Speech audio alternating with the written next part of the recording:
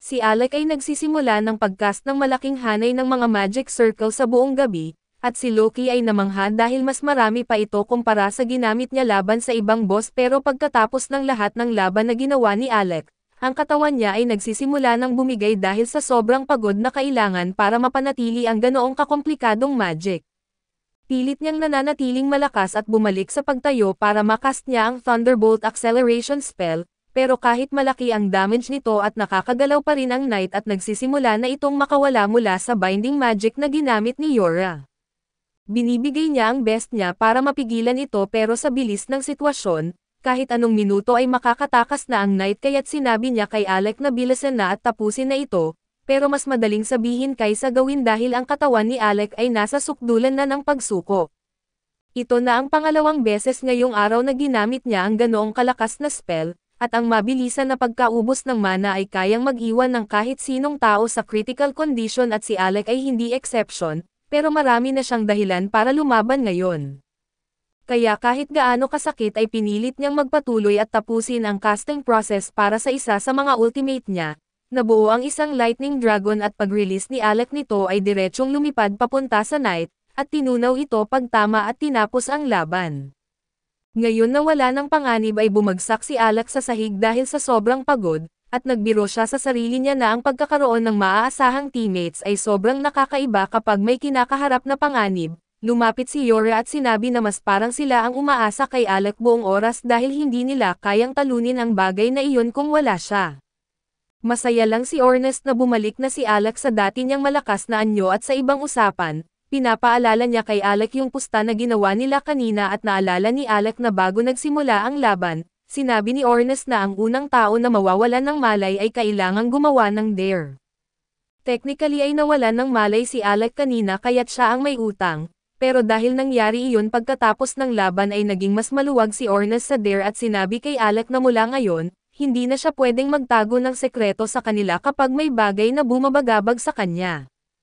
Kahit kay Ernest, Yora o Kra ay gusto niya na magsabi si Alec kahit sa isa sa kanila kapag may problema siya para matulungan nila siya. Lumapit si Rael para magpasalamat kay Alec at sa iba sa kanilang tulong at gusto rin magpasalamat ni Marbel, pero mas hands-on siya at hinalikan niya si Alec sa pisngi na ikinagulat ni Yura. Tinanong ni Marbel si Alec kung gusto niya minsan sumama sa pag-raid ng mga dungeon kasama siya, pero sumingit si Yora at iginiit na si Alec ay magician ng party nila kaya hindi niya ito pwedeng kunin at malaki ang utang ng Recroma party kay Alec, kaya bilang leader ay inalok ni Ru na gagawa siya ng recommendation para sa kanya. Medyo nalito si Alec tungkol sa binanggit na recommendation kaya't ipinaliwanag nila sa kanya na para ma-promote sa S-rank, kailangan may recommendation ka mula sa isang S-rank party at approval ng Guildmaster at hindi naman daw magiging mahirap na makuha ang Guildmaster. Kaya sinabi ni Raul na siya na ang bahala doon at pagkatapos noon ay kinuha ni Alec ang Magic Stone ng Knight at dahil dito, ang Recroma Rescue Mission ay opisyal na naging isang flawless success at pagbalik nila sa guild, binati si Alec ng receptionist sa matagumpay na mission at sinabi na mainit siyang topic sa guild nitong mga nakaraang araw. Tinanong niya si Alec kung nakapagpahinga ba siya para makarecover pagkatapos ng malaking laban at ipinaliwanag ni Alec na nasa perfect shape siya. Kaya ibinigay nito ang reward sa kanya at paalis na sana siya pero pinigilan siya ni Lael bago siya makaalis, binanggit kay Alec na mayroon siyang bisita mula sa kaharian ng Galana. Nagulat si Alec dahil wala na siyang business sa kaharian pero nagdesisyon siyang harapin ang bisita at nakita niyang naghihintay si Vogan para sa kanya. Sa lahat ng tao na nakaharap ni Alec sa castle si Vogan ang talagang chill na tao, kaya't yumukod ito at sinabi na masaya siyang makita ulit si Alec. Pero bago pa man ang mga pagbati ay agad tinanong ni Vogan kung sinusubukan ba ni Alec na ipapatay si Prince Regulus dahil hindi niya ito binalaan na masyadong mahina ito para humawak ng dungeon mag-isa. Kalma lang na sumagot si Alec kay Vogan at tinanong niya ito kung sa tingin ba niya ay makikinig si Regulus kahit sabihin niya sa kanya ang babala. Na-realize ni Vogan na may punto si Alec kaso ayaw pa rin niya ang katotohanan na naipit siya sa ganitong pangit na trabaho matapos ma-fired si Alec dahil malaking pagsasayang ito ng oras niya. Tinanong ni Alec kung ang ibig sabihin nito ay siya ang naging kapalit na magician para sa party ni Regulus, pero sinabi ni Vogan na hindi na niya kayang tawagin ang sarili niya na magician dahil mas mukha na siyang glorified babysitter. Pag-alis ni Alec ay sinubukan ni Regulus na challenge ang ika-30 floor ng dungeon mag-isa, at grabe siyang nasugatan dahil doon at umaasa si Vogan na ma-lecture si Regulus at matuto sa pagkabigo, pero sa halip ay tumanggi si Regulus na tanggapin ang responsibilidad at inutos na i-escort siya ni Vogan dito para harapin si Alec. Tinanong ni Alec kung ang ibig sabihin nito ay nasa syudad ngayon si Regulus at kinumpirma iyon ni Vogan, na sinasabing nasa underground training arena siya ngayon habang nag-uusap sila at hindi inaasahan ni Alec na haharapin niya ulit si Regulus, pero iniisip niya na ito na ang tamang pagkakataon para tapusin ang isyu ng tuluyan. Kaya kahit may karapatan siya na baliwalain na lang ang pag-iral ni Regulus, nagdesisyon siyang pumunta roon at harapin siyang personal at habang bumababa sila sa hagdan, idinagdag ni Vogan na ang tanging meron lang ang prinsipe ay ang matinding pagtanggi na i-compromise ang pride niya. Pero personal niyang hindi maintindihan kung bakit pinipilit ng mga noble na ipakita na nakahihigit sila sa mga commoner dahil mukhang sobrang pag-aksaya lang ito ng oras sa kanya. Paalala ni Alec kay Vogan na noble rin siya pero hindi niya kailanman inintindi ang mga titulo dahil gusto niya lang mabuhay ayon sa sarili niyang kagustuhan. Pagdating nila sa arena nakita nila si Regulus na nakatayo sa gitna at sa gulat ni Alec. Ang una nitong sinabi ay plano ng hari na baguhin ang paraan ng pagpapatakbo sa kaharian at kahit hindi siya sang-ayon doon, dahil sa respeto sa kanyang ama ay papayag siya sa bagay na iyon. Nagbigay ito ng pag-asa kay Alec na baka sa wakas ay natauhan na si Regulus, pero nagpatuloy itong nagsabi na kahit ganoon at hindi niya kayang tiisin ang ideya na makinig sa mga walang kwentang sinasabi ng mga commoner kagaya ni Alec. Sinabi ni Alec kay Regulus na kung nakinig sana siya sa payo niya na mas maayos sana ang kondisyon niya ngayon. Pero tumanggi si Regulus makinig at alam ni Alec na hindi siya makakapasok sa isip nito kaya't nagdesisyon siya na huwag na sayangin ang oras niya. Nabuhay si Regulus ng 15 taon na sinasabihan na mas nakahihigit siya sa mga commoner sa lahat ng bagay. Kaya hindi niya matanggap ang posibilidad na baka siya mismo ang problema rito. Sa desperado na pagtatangka na patunayan na hindi kasinungalingan ang lahat ng sinabi sa kanya, kinuha niya ang mga sandata niya at hinarap si Alec sa isang duel at gusto niya si Vogan ang magsilbing saksi sa laban. Sumugod si Regulus kay Alec na pinilit siyang depensahan ang sarili gamit ang wand niya, pero nabigla siya dahil gumamit si Regulus ng mga dagger imbes na ang regular na longsword niya. Ilang taon na ang nakalipas noong pumipili pa lang ng weapon si Regulus. Pinayuhan siya ni Alec na gumamit ng dagger imbes na longsword dahil masyado pang maliit ang katawan niya para ma-handle ang bigat ng maayos, pero agad niyang sinupalpal ang concern na iyon pero ngayon ay sinusunod na niya ang bagay na iyon.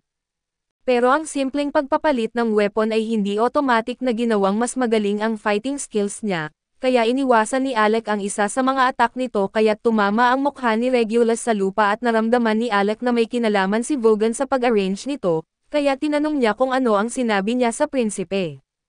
Pero ang sinabi lang ni Vogan kay Regulus ay kung gusto niyang pabulaanan ang lakas ni Alec, kailangan niyang patunayan iyon sa pamamagitan ng pagtalo sa kanya sa laban at sa dulo. Choice ni Regulus na pumunta dito at challenge si Alec at dapat bigyan din ng konting credit si Regulus dahil hindi siya nagbabalak gumawa ng kahit anong dirty tricks. Gusto niya lang ng fair one-on-one at artifact ang mga dagger niya kaya't malakas ang epekto nito. At nang mag-clash sila ni Alec ng harap-harapan at nagawa niyang mabutas ang shield ni Alec pero iyon na ang pinaka nagawa niya, nag-training ng matagal si Regulus gamit ang mga dagger na ito bilang paghahanda sa laban. Doon niya na-realize na ang support magic ni Alec ang tunay na dahilan kung bakit umabot siya ng ganoon kalayo sa dungeon. Pagka-fired ni Alec at paulit-ulit niyang sinubukan clear ang 30th floor ng mag-isa, pero lagi siyang sobrang nasusugatan pagkatapos at hindi niya maintindihan kung bakit. Pero kalaunan ay nagdesisyon siyang basahin ang mga na-recover na pages ng report na sinulat ni Alec at nagalit siya dahil lahat ng sinulat ni Alec ay totoo pala, kaya kung ginamit niya iyon mula sa simula at hindi sana siya paulit-ulit na nabigo. Sa pagbabasa pa lang niya ay nakita niya kung gaano ka-talented si Alec at mas lalo niyang hindi matanggap kung paano niya ito trinato noon, kaya sinabi ni Regulus kay Alec na i-activate niya ang artifact niya at harapin siya at tinanong ni Alec si Regulus kung sigurado pa rin ba siyang gusto niyang lumaban kahit alam niya ang laki ng power difference nila. Tumanggi si Regulus na umatras pero bago sila mag-clash at may isang tanong si Alec, gusto niyang malaman kung totoo ba na gusto talagang baguhin ng hari ang pagpapatakbo ng Royal Court at kinumpirma iyon ni Regulus. at dinagdag pa niya na sinusubukan daw ng hari ang lakas ng mga commoner kaya't niya pinadala si Regulus at Alex sa dungeon. Kung test lang pala iyon ay iyon ang dahilan kung bakit palaging mabait sa kanya ang hari at ang balitang ito ang pinakamagandang narinig ni Alex sa araw na iyon, dahil ibig sabihin ay hindi nasasayang ang 4 na taon niya bilang court magician. Ngayon para kay Regulus ay sinabi niya dito na maghanda dahil hindi siya mag-hold back. Kinuha niya ang artifact niya para sumugod dito at nanginginig si Regulus dahil alam niya na malapit na siyang bugbugin ng sobra, pero nakatayo pa rin siya at handang tanggapin si Alec. Pero sa mismong pagbangga ay binago ni Alec ang direksyon at tinamaan niya ang lupa imbes na si Regulus. Tinanong ni Regulus kung bakit pinili ni Alec na patawarin siya at pinapaalala niya kay Alec lahat ng beses na ininsulto niya ito, hindi pinakinggan at tinawanan ng walang dahilan. Ibinabase niya ang buong identity niya sa ideya na nakahihigit siya dahil isa siyang noble pero kung hindi pala iyon totoo, ano na ang dapat niyang gawin sa sarili niya ngayon at pumunta siya dito na iniisip na ang mamatay sa kamay ni Alec ay magandang paraan para mapanatili kahit papaano ang honor niya, pero pati si Alec ay tumitingin sa kanya na may awa lang at hindi na niya alam kung ano ang dapat gawin. Si Alec ay kadalasan ay hindi natatawa sa paghihirap ng iba, pero nakakatawa para sa kanya kung paano nangyari ang lahat at pumunta siya dito handang lumaban kay Regulus, at akala niya sisigawan siya ni Regulus at mumurahin pero nauwi ito sa paghingi ng life advice. Dahil sa sobrang kalokohan ng sitwasyon ay na-realize ni Alec kung gaano kasili lahat ng ito kaya't hindi na siya galit. Matapos ma-realize ni Regulus na hindi galit si Alex sa kanya at humingi siya ng tawad at sinabi niyang sorry dahil sa kung paano niya ito tinrato noon, at nagulat talaga si Alex dahil hindi niya akalain na kaya pala ni Regulus tanggapin ang pagkakamali niya. Naiintindihan niya na ganoon lang si Regulus dahil ganoon siya pinalaki at kahit hindi iyon tama dahil handa naman itong magbago, nagdesisyon si Alex na palampasin iyon at inabot ang kamay niya kay Regulus at inabot ni Regulus ang kamay ni Alex. Pero umatras siya bigla dahil nahihiya pa rin siya sa buong bagay at gusto niya pa rin magtira ng kaunting pride.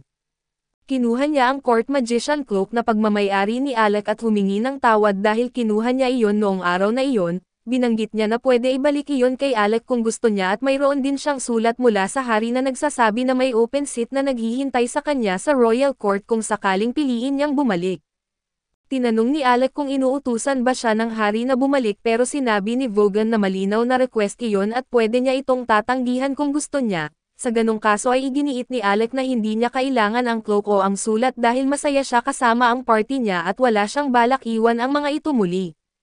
Tinanggap ni Regulus ang desisyon ni Alec pero gusto pa rin niyang ibigay ang cloak dahil karapatan ito ni Alec. Pagkatapos ay sinabi niya kay Vogan na oras na para umalis dahil wala na siyang ibang sasabihin kay Alex subalit habang naglalakad siya paalis, may bahagyang ngiti sa mukha niya at mukhang pareho sina Alec at Regulus ay nagkaroon ng closure sa encounter na ito.